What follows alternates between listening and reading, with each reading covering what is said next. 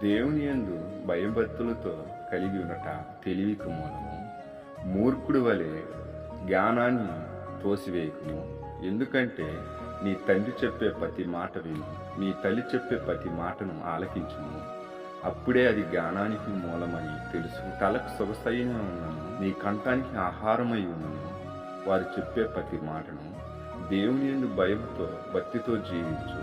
నీ తల్లి అయినా నీ తండ్రి అయినా చెప్పే ప్రతి మాటను ఆలకించు. దాచిన నిజము నీకు నిద్ర లేకుండా చేయొచ్చు, కానీ నువ్వు చెప్పే నిజము ఇతరులకు దూరం చేయవచ్చు. అయినా బాధపడకు.